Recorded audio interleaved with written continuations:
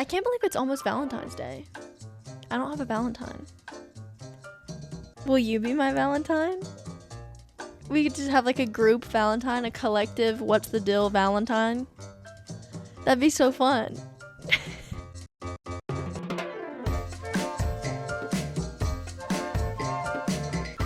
This is gonna be so good. Hey y'all, welcome back or welcome to the Pickle Jar. This is What's the Dill. I'm your host, Mackenzie Pickle. Y'all, I'm not gonna lie to you. I've been in a funk recently.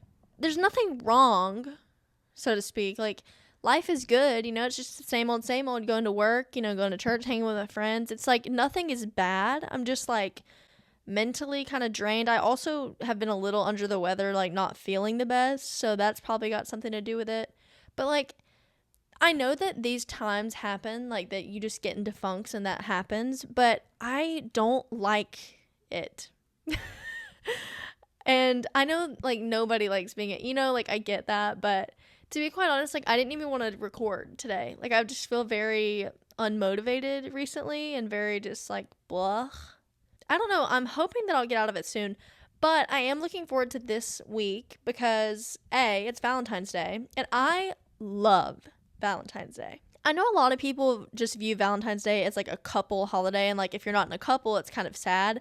However, growing up, my mama always made Valentine's Day special. And she always taught me that it's a celebration of love, regardless of if you're in a relationship or not. You know, like loving other people and loving yourself are still things to celebrate. Just because you're not in a relationship doesn't mean you shouldn't celebrate love and how beautiful love is. And so I've always loved Valentine's Day, and it's always just been a time that I can really reflect on all the love of my life, through my family, through my friends, you know, taking care of loving yourself and working on self-care, but also, you know, reflecting on being able to love and having experienced love, even if it didn't work out always, or even if, you know, maybe you're not friends with certain people anymore, you know, like the fact of being able to love and loving other people and experiencing it, even if it's not present day, is always still a gift to me because, you know, God is love and he created us to love other people. Like we are created to love him and love other people. So it's just a good reflection for me. I've always loved Valentine's Day and I love love. So the second reason I am excited for this week is because the new Captain America movie comes out on Valentine's Day. Hello, did you hear me? Did you hear me? Captain America is back, baby. He's back. Sam Wilson. I love Anthony Mackie, and I am so proud of him, and I'm so excited to see him in his own movie, like leading Captain America. I am so looking forward to this, and I'm so excited. I've been counting down, and I cannot wait to see him on the big screen and see this new Cap era and what we have to look forward to. Like, I'm just so excited. I personally think that everyone should go see the new Captain America movie on Valentine's Day. That should be what you're watching. Sorry, but that's just my humble opinion. However, if you are wanting to splurge in a little bit more lovey-doveyness, like traditional rom-com type of aspect, I have a recommendation for you. It's my favorite rom-com of all time, 27 Dresses. So 27 Dresses came out in 2008. It was directed by Anne Fletcher, and it stars Katherine Heigl and James Marsden. It's also got just a phenomenal cast outside of those two. However, that's like the couple in it. You know, guys, this is my favorite romantic comedy. I remember the first time I watched it, I was sad. It is no notes for me, personally. I remember watching it on the DVR growing up. Like, one time I found out that I watched it and I thought it was really good. And so then I found it playing again, and I remember I set up a recording for it because I knew that I needed to be able to watch it at all times.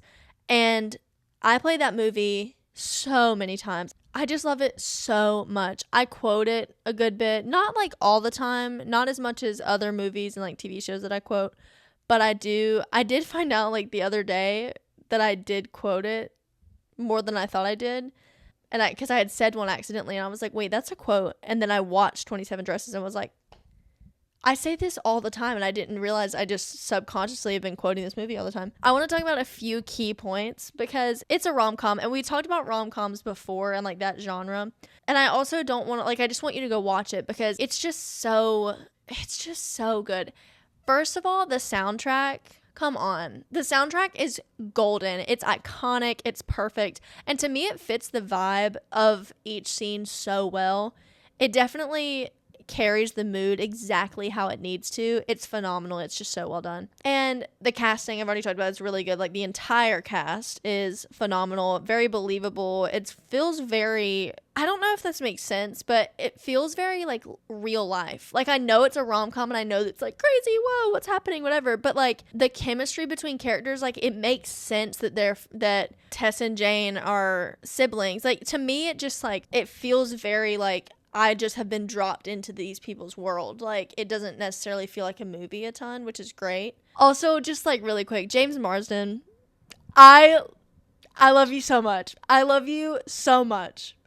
I love you so much. The man that you are, the sarcastic, like goofy, witty, a little bit cynical, but like also like a romantic at heart, but he's like wounded, whatever. I will always love you. Like, I will always love you. But this movie is just like, it's just so good. It's funny. It's romantic. It's really fun. And I always have a good time watching it. It's also like a little dramatic, like a little crazy. And that's always the best in a rom-com. Like, it's not too overboard to where you're like, what is this? Like, I fully believe that this could have happened somewhere. Maybe not entirely, but like some of the scenes are like chaotic, but in a way that makes sense. Like family chaos. I love that. It's crazy. Not to say that the chaos is like realistic, because there are a lot of pieces of this that it's like, wow, just one thing after another type of thing. It doesn't feel like too overboard. You know how like some movies, they'll just create chaos just to create chaos, and it'll be like absolutely insane. Like, there's no way this is happening type of thing. Like, the way that this is done, it feels kind of like it could maybe happen. I don't know if that makes sense or if I'm just being delusional, but I just love this movie. I do want to talk about my favorite scenes. I feel like they're probably everyone's favorite scenes. Like, let's be real. It's not like anything original or anything. Like, it is like they are the best scenes in the movie, in my opinion. The first scene I want to talk about is like when Jane is trying on all of her bridesmaids' dresses when Kevin's at her apartment. Like, that whole clothing montage. First of all, a clothing montage in a movie, bring those back. Those should be in every movie, in my personal opinion. I love a clothing montage with a little bit of backstory, a little bit of humor. Like, it is so good. That's such a 2000s like staple, in my personal opinion. This clothing montage is so good, and the soundtrack is good, and him like taking the photos and doing all that. I don't have the words. It's perfect. It's perfect. Okay, it's perfect, and it's a little funny and creative, and the costuming is also amazing. So there's that. The second favorite scene, which this is tied for me up there with that trying on all the bridesmaids' dresses scene. When they're in the bar, Benny and the Jets, that's all I have to say. I'm tearing up thinking about it. It is like such a good bar scene in general, of them just like talking, getting to know each other, like finding out they have something in common, and then singing the song poorly, like getting the words wrong and all that stuff, and making fun of each other. Y'all, I cannot listen to Benny and the Jets without singing it the incorrect way that they do. When she's singing and she's like, walrus sounds, and he goes, walrus sounds, every time I listen to that song, I will sing it like that, and then I'll go, walrus sounds, like him, and do the interjections, because it is that ingrained in my brain. It is just so funny, and it also is just so, like, the camaraderie, then, like, all the people in the bar dancing with them and singing along with them and being like, Benny, like, it is so good, and it's so fun and, like, heartwarming, and it just makes me so happy, and then they kiss, and they, like, him pulling her off the bar, and he's like, I cried like a baby at the Keller wedding, and they whoa!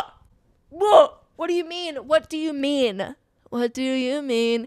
I need a second. My favorite moment by far in the film. Those two scenes are tied up for my favorite, but there's one moment at the very end when Jane is on the boat and she's like confessing her feelings to Kevin, and he's in the crowd, and then she walks up to him afterwards and she starts to speak, and Kevin goes, "Get over here."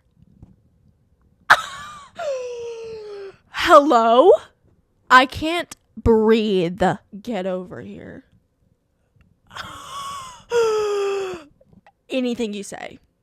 Hello? That whole like delivery is perfect. James Marsden.